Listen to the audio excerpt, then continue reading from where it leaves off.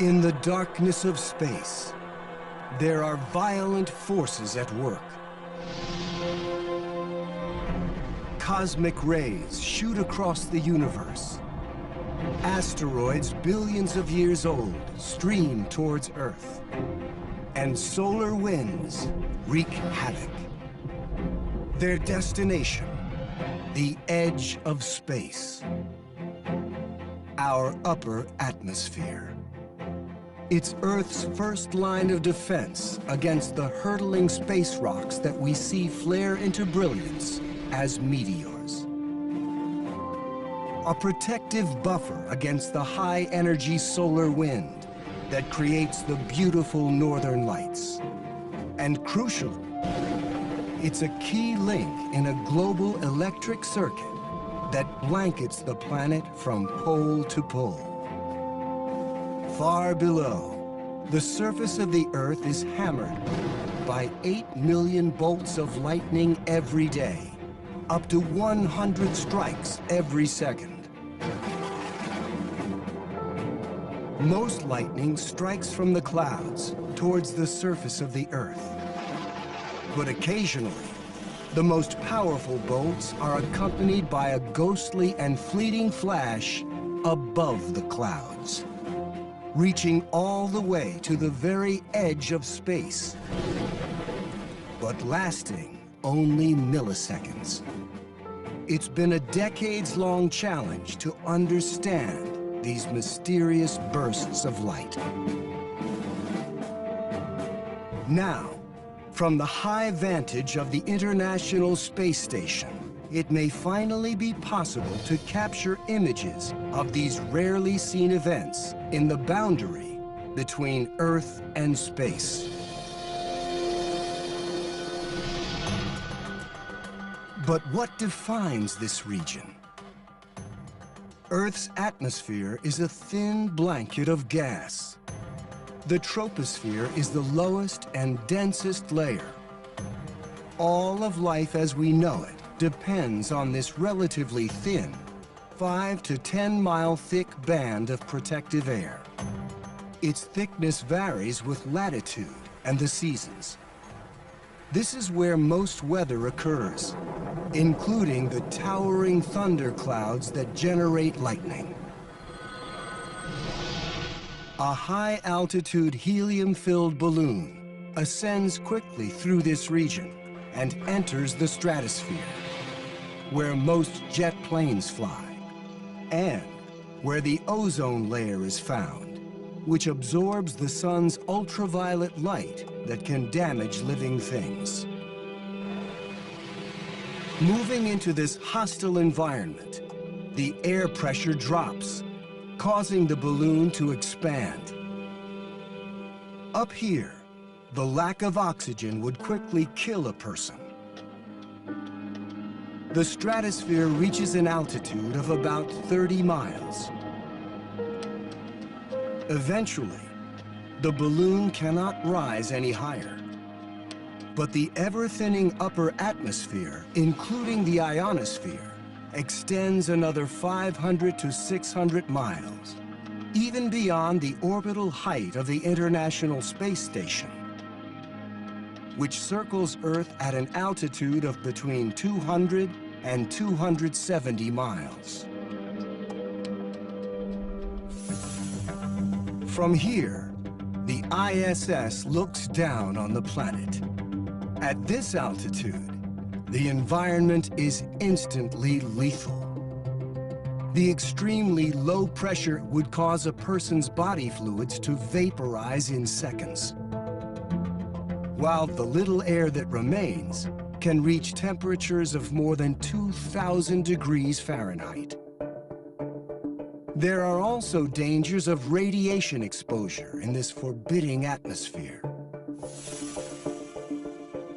But safely aboard the ISS, an international team of astronauts lives and works. Including on this mission, Satoshi Furukawa, a native of Yokohama, Japan. An ardent baseball fan, he takes advantage of zero gravity to play a solo game.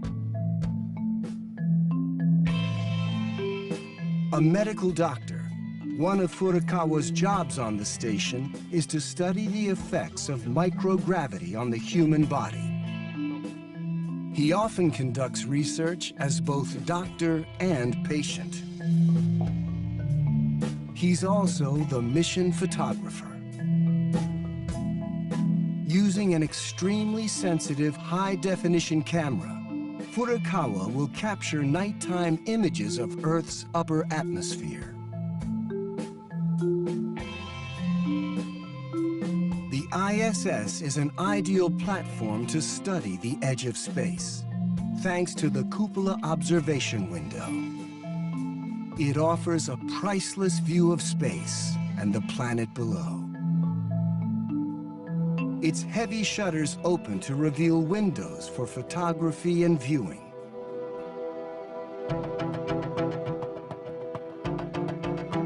It's from here that Furukawa will aim his camera when the station's orbit takes it into the Earth's shadow, which it passes into about every 90 minutes as it orbits the planet.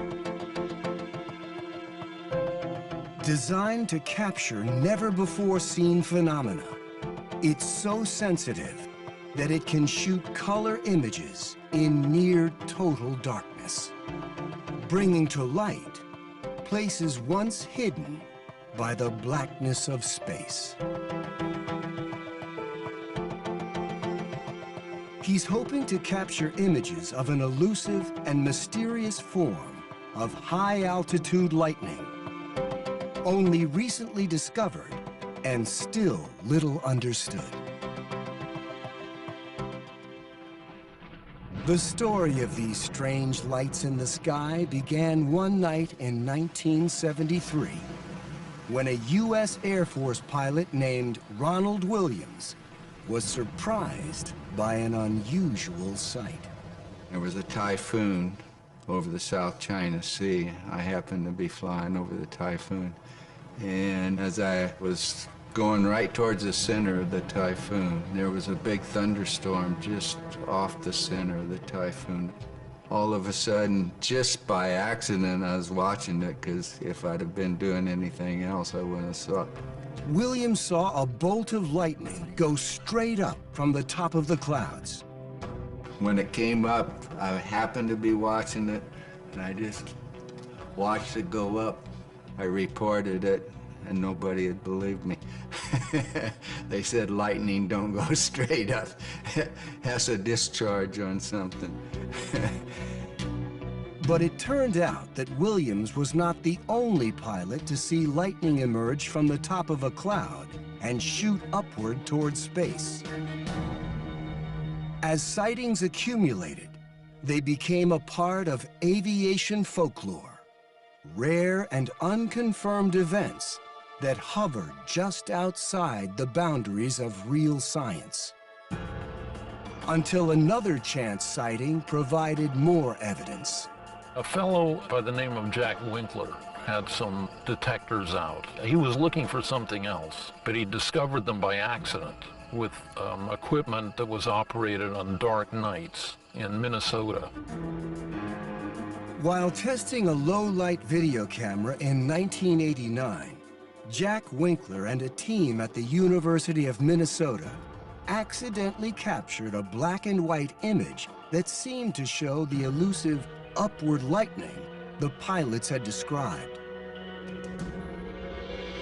Fittingly, this ethereal phenomenon became known as a sprite, a whimsical name that captures its fleeting nature.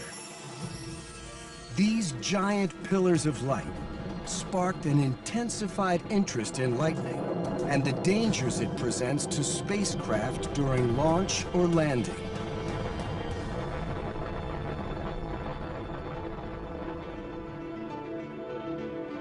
Today, astronaut Satoshi Furukawa is looking for thunderstorms. Sprites are only found where lightning is present. But spotting sprites isn't easy. They only accompany bolts of lightning over 10 times more powerful than normal lightning.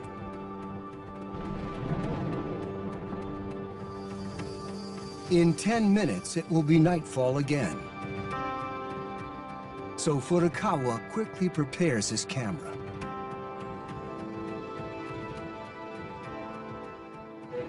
Recorder power is on. Monitor is on too.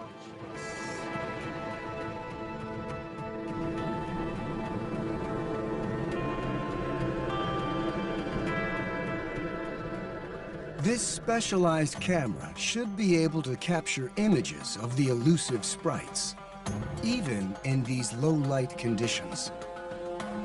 He'll need this extra sensitivity to catch a sprite.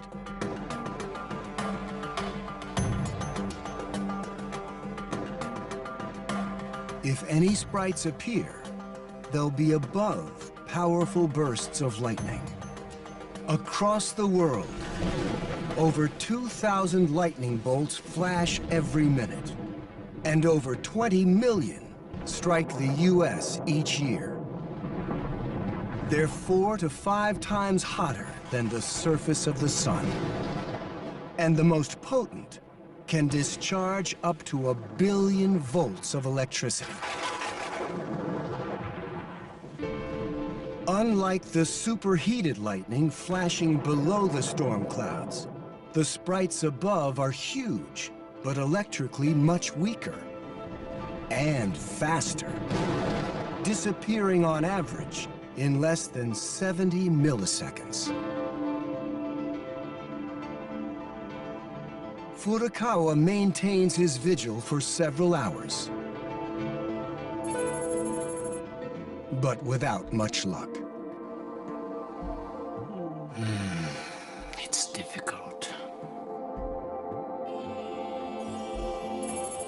His camera recorded a huge number of lightning flashes, but no sprites appeared above them. I felt like a hunter. It was impossible to predict where it would appear. Though the search is frustrating and difficult, he's determined to capture a sprite. In part, because of a letter he received during training for his ISS flight. The letter was from an Israeli lightning expert, Yoav Yair, who wrote to inquire about the mission. He enclosed a photo of Ilan Ramon, Israel's first astronaut and a crew member of the ill-fated Columbia mission. Ramon had brought with him a high-sensitivity black and white camera to try to capture images of sprites from space.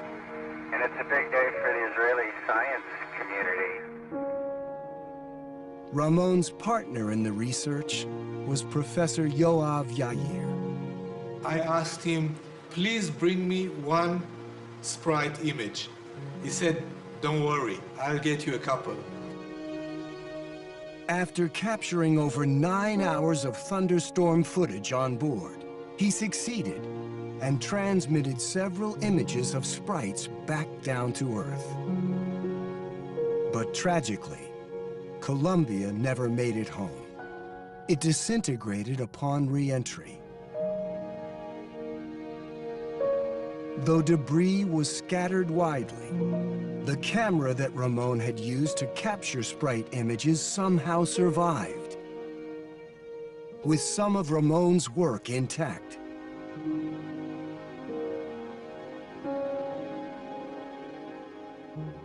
One image of active lightning over Central Africa shows a bright flash of light above the lightning and arcing up towards space. It was a sprite. Ramon captured images like this one from several vantage points in orbit. Yair and his research team studied these photos and were surprised to discover how frequently sprite events occurred over large tropical storms and how widely distributed they were. But there was still much to learn. Yair saw Furukawa's mission as a great opportunity to advance the understanding of sprites.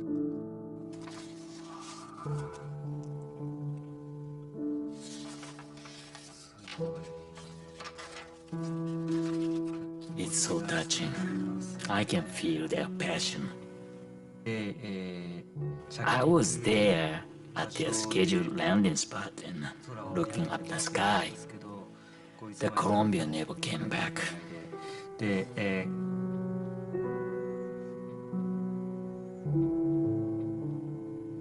友人であり先輩だったんです。で、そういう They were my friends and my colleagues.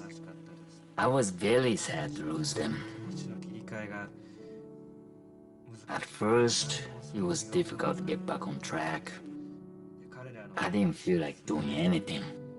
さらに進んでいかなきゃ Then I thought, we must take over their work and move forward. ですので、 I thought that was the survivor's duty. 機会を与えていただけたと。 So I am honored and happy that I was given this chance in this way.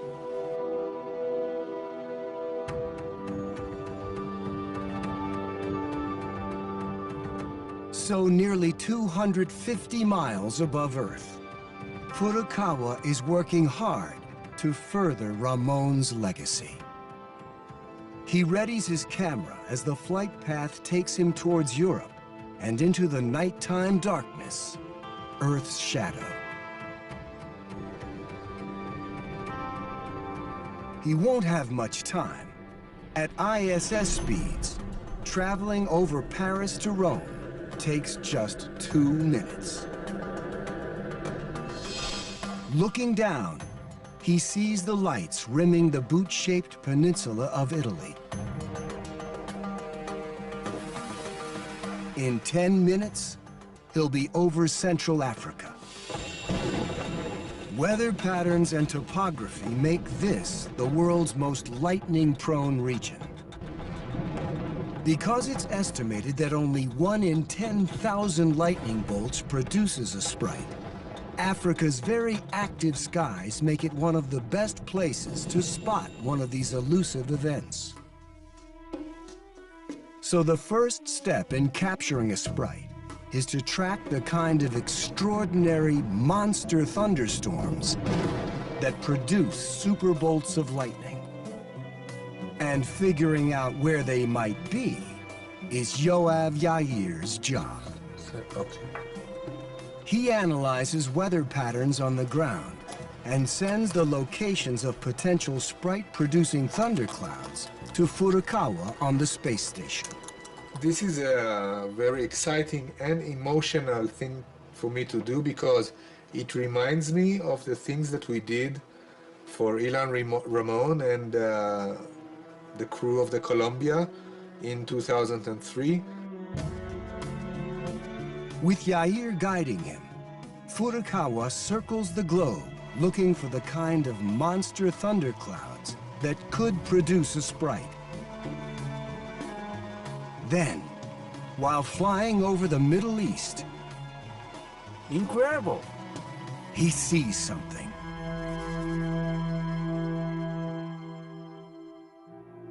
It's clearly a sprite, flashing over the thundercloud and surging towards space. And it looks like a color version of the one captured by Ilan Ramon from the Columbia Space Shuttle. It's the first clear, high-definition color photograph of a sprite taken from above. And there are more. Ahead is Taiwan, Japan, and mainland China. A giant sprite appears over Beijing, near the horizon. The white flash below is an unusually powerful bolt of lightning.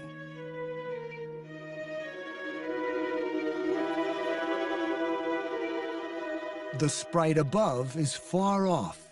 It may not look especially large, but some sprites can be almost 40 miles in height, dozens of times taller than ground-striking lightning bolts. Altogether, Furukawa captured 6 sprites. It was a real surprise to me. It's so exciting when something previously invisible to us finally starts to become visible.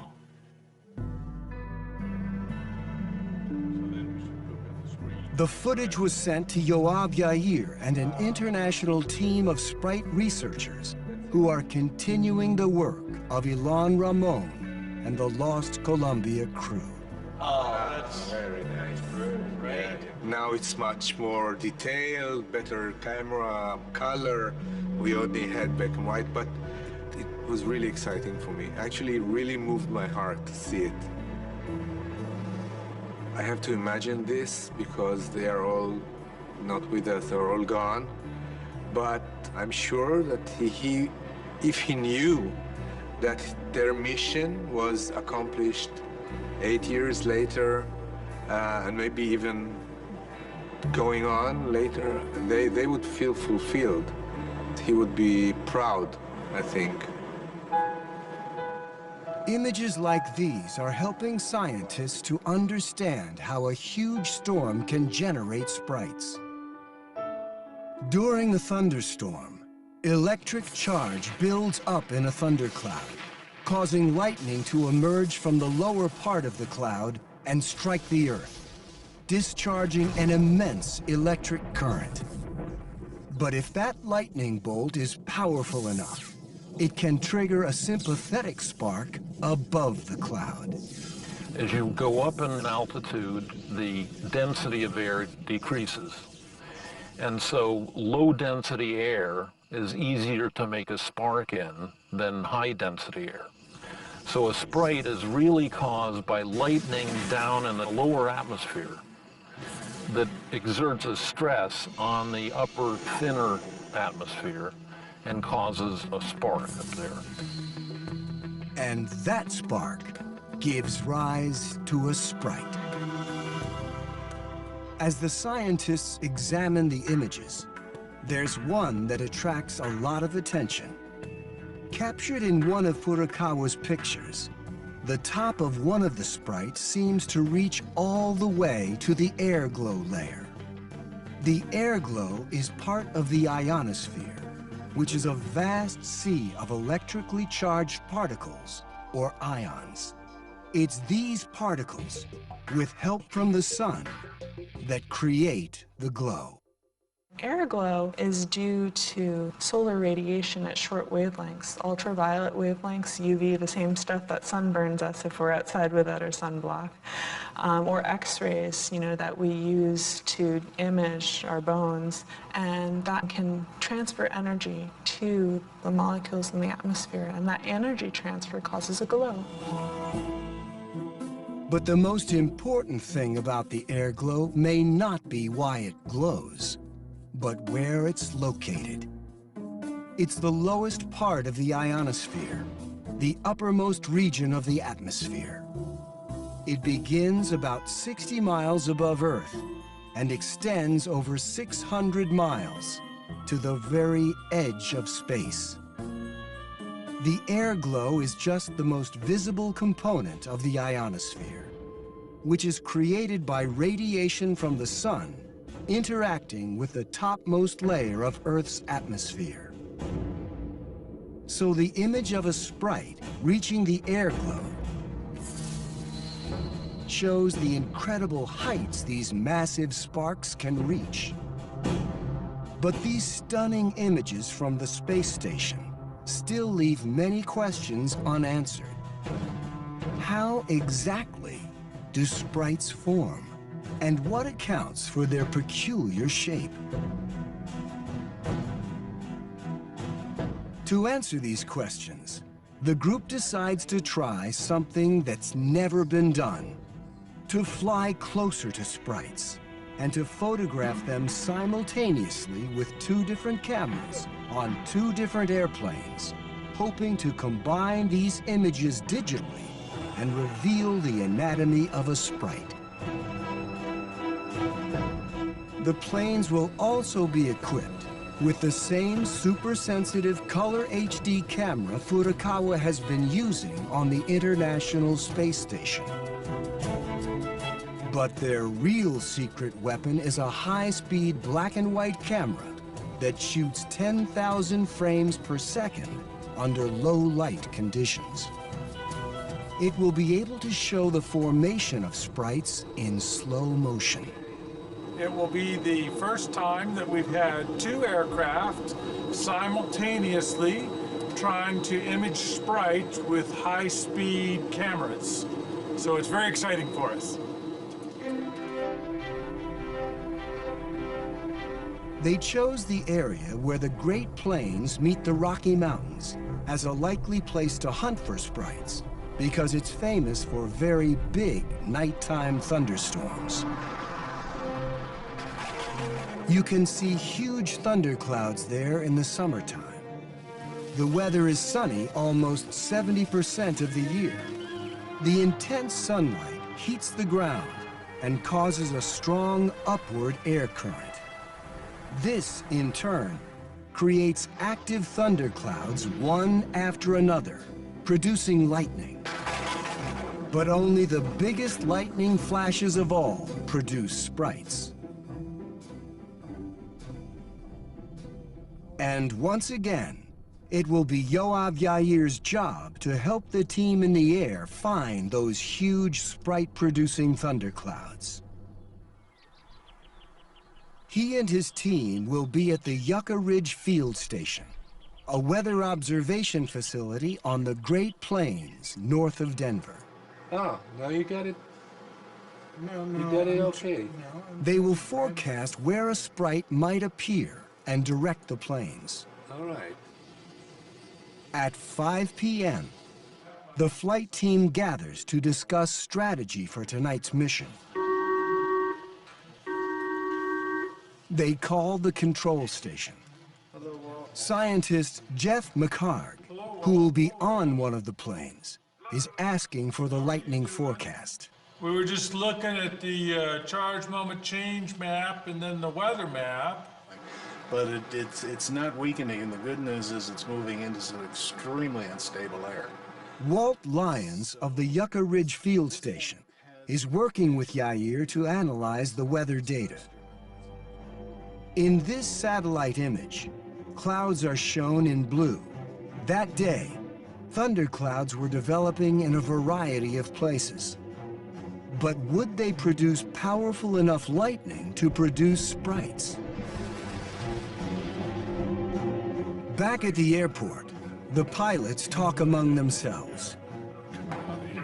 Usually, they avoid big storms, but tonight, they'll have to fly in and around the thunderclouds, hunting for the perfect position to capture sprites. They know it will be a rough and difficult flight.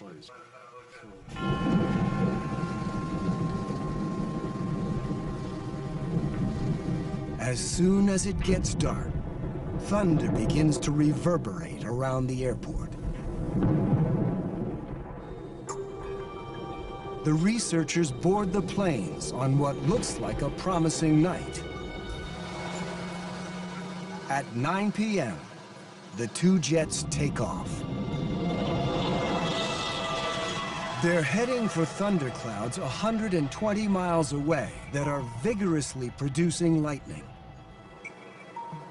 The cabin is in constant communication with Yair and Lyons at Yucca Ridge. Essentially, they want some kind of a central location. He evaluates the data and gives the pilots the latitude and longitude of large thunderclouds where sprites might appear. For reference, we'll be on this data collection run for about 10 minutes. Outside the window, they see a huge thundercloud begin to glow with lightning. Oh, it's here. Lightning. Quite promising. Somewhere in the darkness above the cloud, they are hoping a sprite will occur. The high-speed camera is adjusted slightly upwards to shoot the area above the flashing thunderclouds. Jeff McHarg, who has spent 20 years chasing sprites, can barely contain his excitement. But Yair and Walt Lyons on the ground can see an unexpected change in the thundercloud. They're here, And if they go like this, they would get this part. But you know, both of them are starting to weaken. The large thundercloud that was expected to grow has started to split in two. They've been in the air for 5 hours, with no sign of those elusive sprites. And now, the lightning is quickly losing momentum. Despite the promising forecast and their careful preparation, they have no choice but to return to the airport, defeated. It was horrible. Yeah. I've seen much larger storms, you know, where you get really large sprites that happen pretty often, and this was just too small. We'll see. Fingers crossed for the next one. Good night. Good night, everybody. They realize this will not be easy.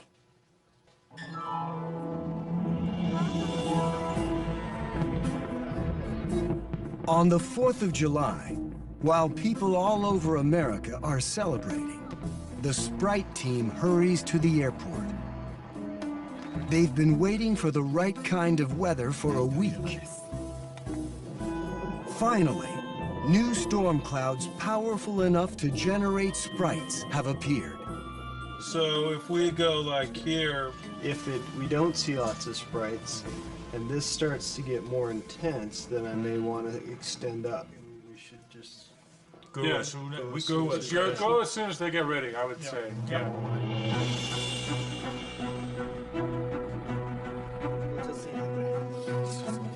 Both planes take off into a stormy sky.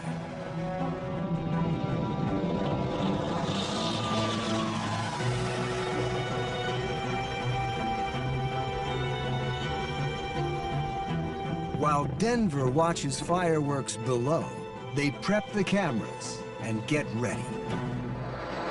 30 seconds. They start to see flashes of lightning below. On the ground, Yair and Lyons are trying to figure out the best way to position the planes. But then they would have to turn down, or do you want them to circumvent it? Well, can they punch through and come around the other back? Go all the way and then to about 47 degrees and see if they can punch through it. The two thunderclouds shown in deep blue have collided, and major cloud development has begun. Yeah, maybe it's like... They send the coordinates of the strongest lightning to the team in the air. WPRT and new coordinates are WPRT. North 38 degrees, 20 minutes. Outside, lightning flashes are everywhere. A monster cloud with a diameter of more than 300 miles is releasing electricity with frightening intensity. The scientists rush to position their gear. The frustration and anticipation of the previous week is getting to them, and tension in the cabin is high.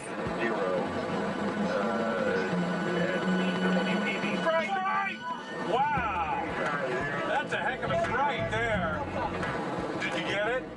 For an instant, a giant red flash appeared.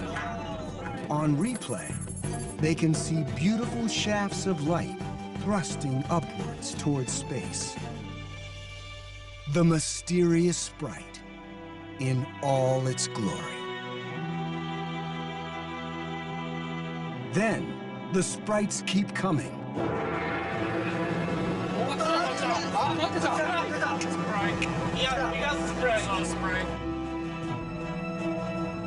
On board, the team reviews the stunning and unique images. This sprite was shaped like a mangrove tree. It's been captured in more detail than any sprite until now. Just like its name, this sprite evokes a fairy with wings.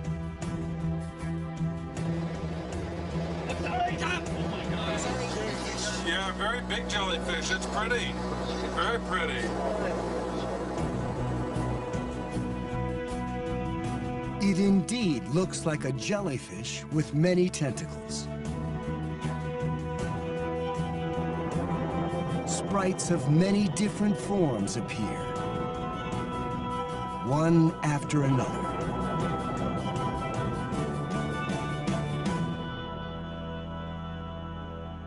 Seen up close, they have a variety of shapes. Eventually, a sprite appears that demands special attention. This is spectacular.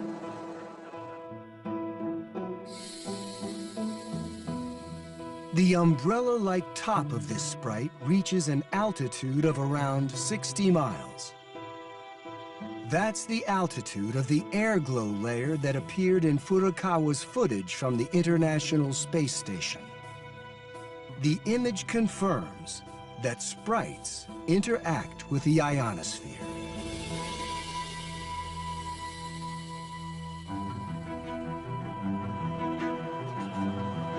Now it's time for the high-speed camera.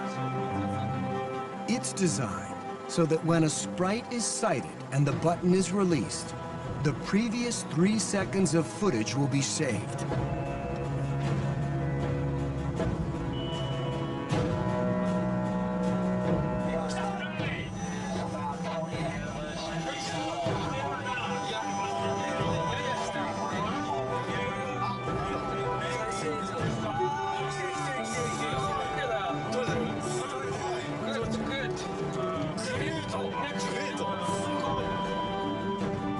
This is the momentary flash of a sprite taken by the super-sensitive camera. And when shot by the high-speed camera, it looks like this.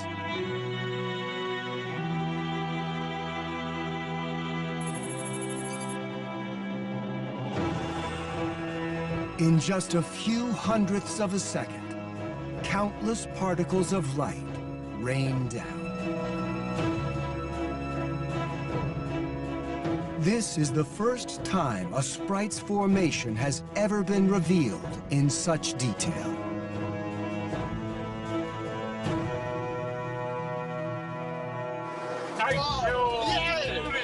During the night, 14 sprites were captured by the high-speed camera. She does it, yes. Very good.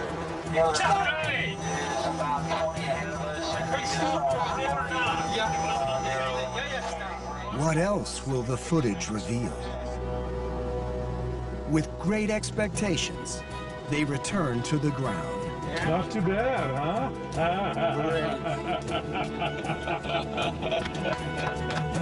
That's amazing. It was fabulous. It was amazing. I haven't seen anything like that ever.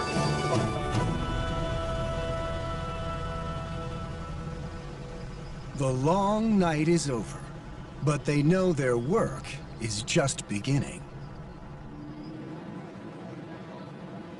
Back in Denver, the team gathers to make some scientific sense out of their spectacular sprite footage. The halo above and the elf below, that's just because it's expanded out in front. Right.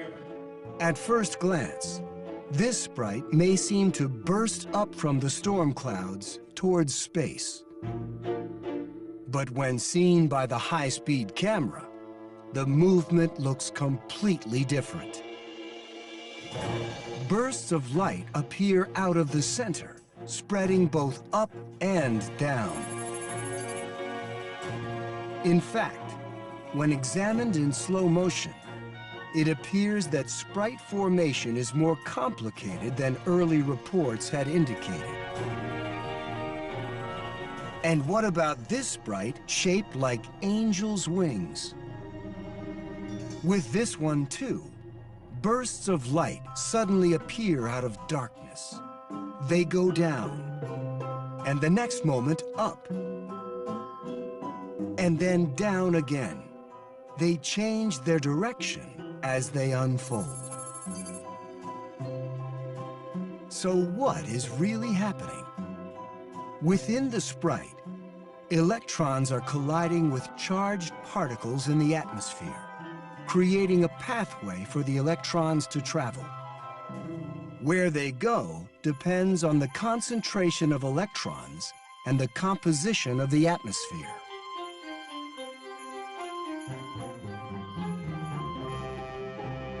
Sprites are beautiful and intriguing. But do they actually have a role to play in Earth's upper atmosphere? Yukihiro Takahashi is investigating the aftermath of a sprite. Once the electrons cut open a path, the atmosphere around it becomes highly electrified. Following the sprite's path, a large electric current continues to flow from the thundercloud to the ionosphere, which shows up as the air glow in many sprite images.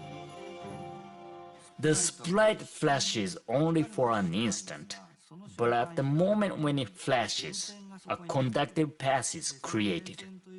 The electrified path doesn't disappear when the flash ends, but stays there for a while. The effects are thought to last several seconds to minutes. The result is a massive transfer of electric charge in the space between the cloud and the ionosphere.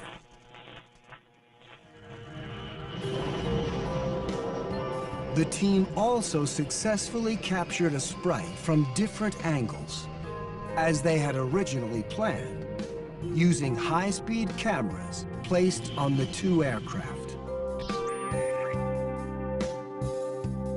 By combining the images from the two cameras, the three-dimensional structure of the sprite becomes apparent. A large number of electrons collide with the atmosphere, creating brilliant bursts of light and opening channels where the electrons can flow. Each sprite channel can be hundreds of yards wide.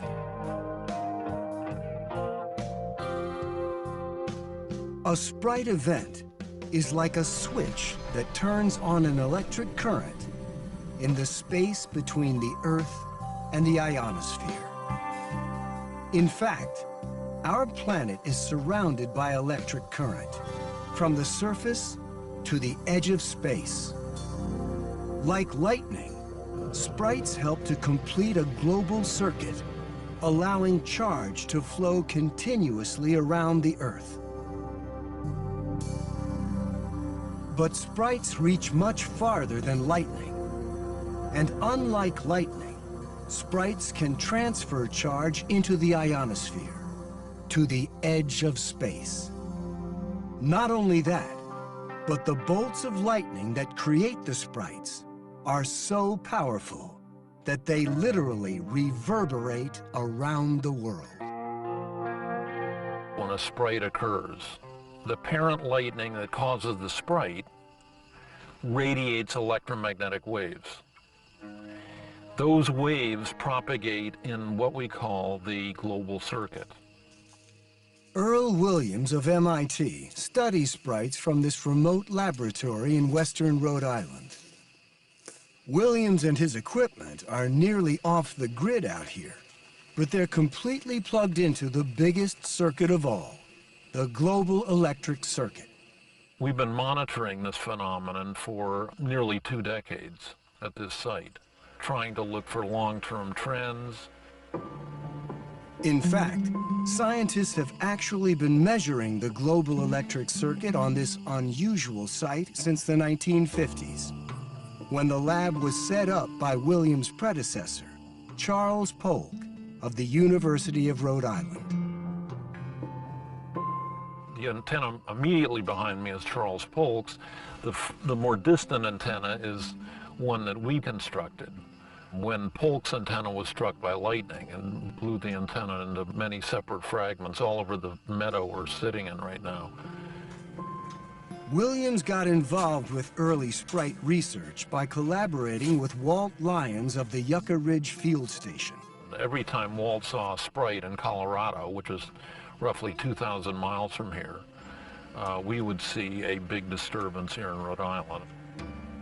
The antenna Williams is using measures a very low-frequency wave, like a steady hum, that resonates between the Earth and the ionosphere. When a sprite occurs, the lightning that causes the sprite sends waves in that thin cavity around the world 2 or 3 times. And it is exciting something called the Schumann resonances. And the Schumann resonances is a manifestation of what we call the AC global circuit. Earl's aunt was a prominent violin player, so it's not too surprising that he thinks of it in musical terms. The vibration of a violin string is very much like what happens with Schumann resonances. We have a fixed string length, and there's one wave on the string which has a fixed frequency, say the A note of 440 hertz. For Schumann resonance, we have a fixed length, but the length wraps itself around the world. And for that fixed length and the speed of light, we have a fixed frequency of 8 cycles per second. So they're both examples of resonances, this one being a mechanical resonance, that one being an electromagnetic resonance, but the same wave phenomena applies. It's almost like the music of the spheres, or of the Earth at least. No matter where you are on Earth, if you have an antenna, a vertical antenna, like the one behind me, you will see an oscillation on that antenna at roughly 8 cycles per second. And that is maintained continuously by all the lightning on the planet. Every time there's a lightning flash, a small fraction of the energy in that lightning flash feeds into this global resonance. The Schumann resonance is present all the time.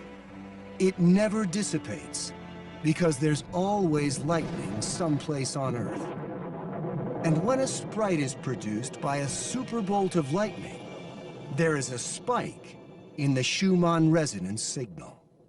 Every sprite lightning is a bell ringer for the Schumann resonances.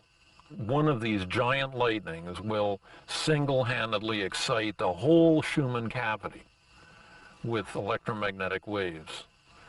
And everyone on Earth who has a receiver in the range of frequency of 8 cycles per second will detect a sprite event. Here on the oscilloscope, we have an example of the Schumann resonance signals. You can see the characteristic 8 cycle per second oscillation continuously. That's called the background Schumann resonances. Occasionally, you'll see a big increase in the amplitudes. Those events are the events that make the sprites. These are the lightning flashes, the very energetic lightning flashes that create sprites in the thin upper atmosphere.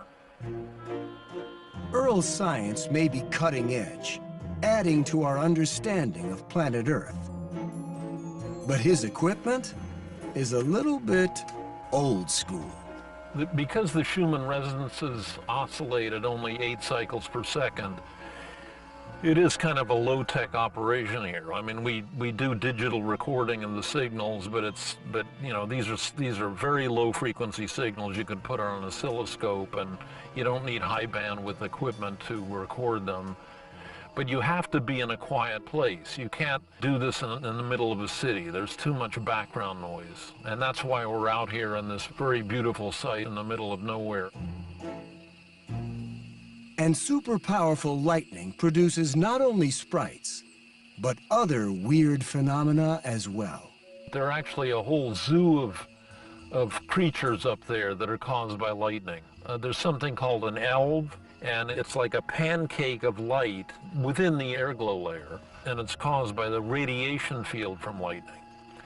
Then there is a halo, which is also a pancake shape, but at somewhat lower altitude. And then there are blue jets and pixies and a whole host of other optical phenomena that occur in conjunction with lightning flashes.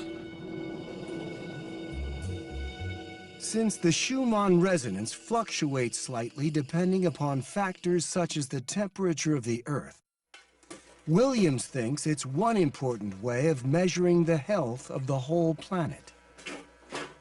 It's a natural setup for looking at the entire Earth. You have one quantity which represents the entire planet. And it's hard to dream up another such circumstance. It is like taking the EKG of the planet. The global electric circuit surrounds everything on Earth and connects us to the edge of space. Sprites feed into the ionosphere from below. But from above, the sun also affects the ionosphere, resulting in the vivid displays of the aurora borealis. Auroras are light displays caused by the collision of charged particles streaming from the sun into our atmosphere.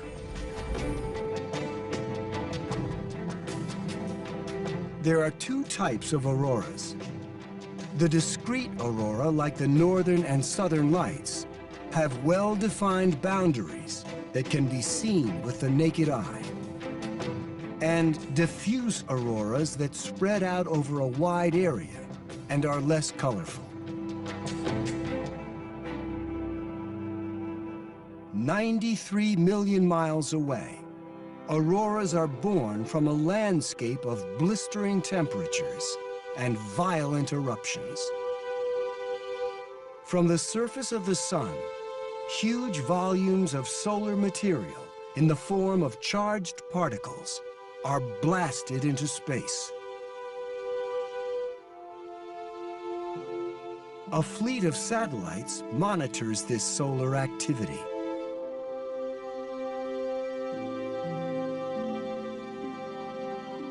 Stereo A and Stereo B satellites are making 3D images of the sun and also tracking solar activity.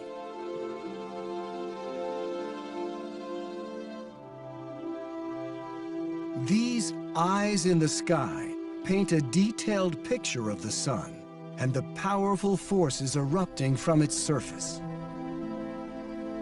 The constant stream of charged particles.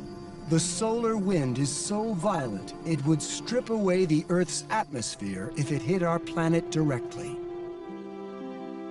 The sun you can think of as a really big, angry hairdryer in a lot of ways. It's constantly blowing hot, energetic wind out in all directions, not just directly towards the Earth, but in all directions. And this hot, energetic, fast-moving particle stream hits straight on with the Earth.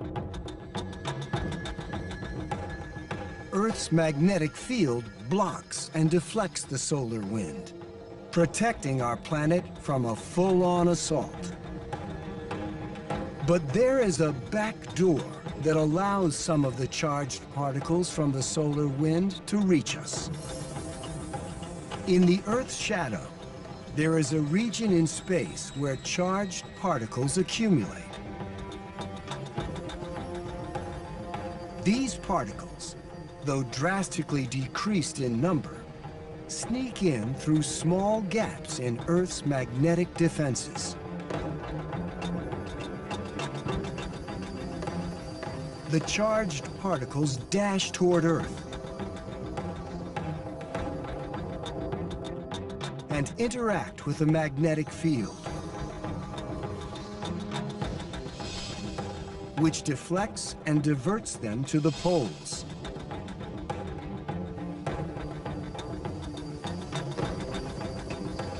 They rain down, forming luminous rings in the sky.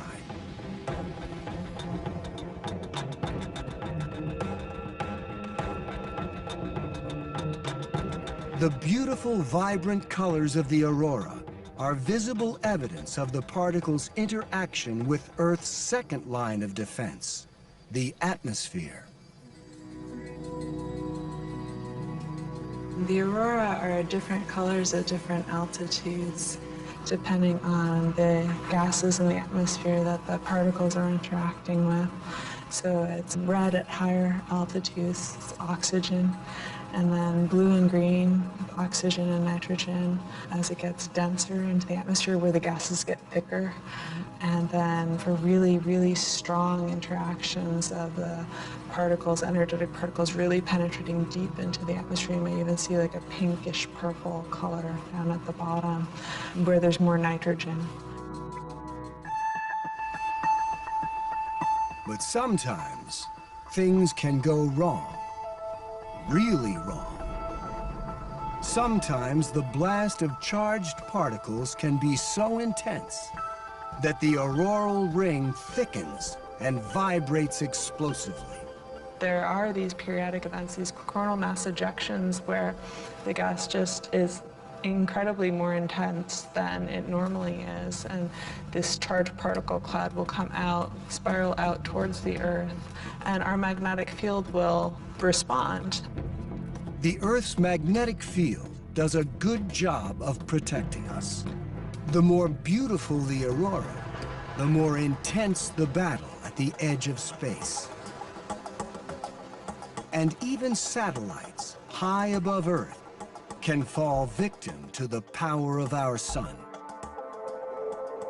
In 1989, during a period of intense solar turbulence, induced electric currents caused by the aurora shut down the entire power grid in Quebec, Canada, in under 2 minutes.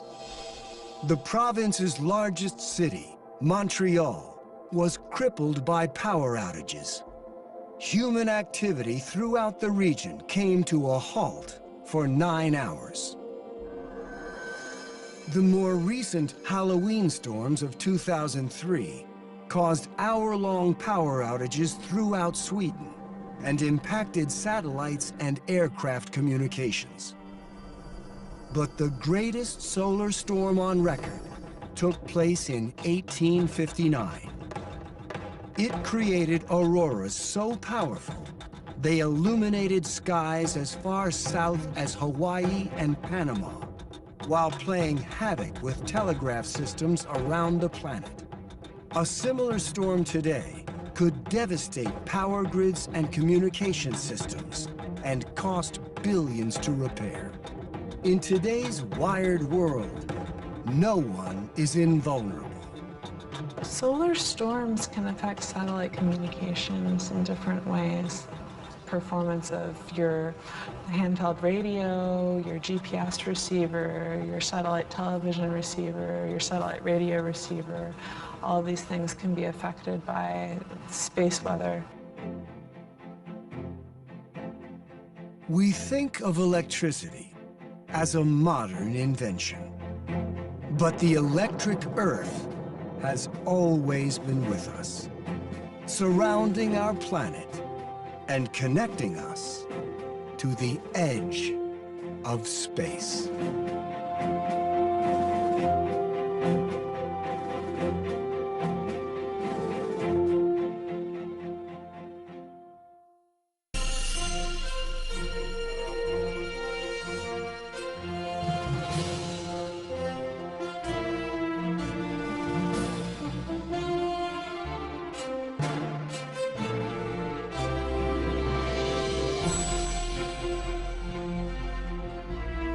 This NOVA program is available on DVD. To order, visit shoppbs.org or call 1-800-PLAY-PBS. NOVA is also available for download on iTunes.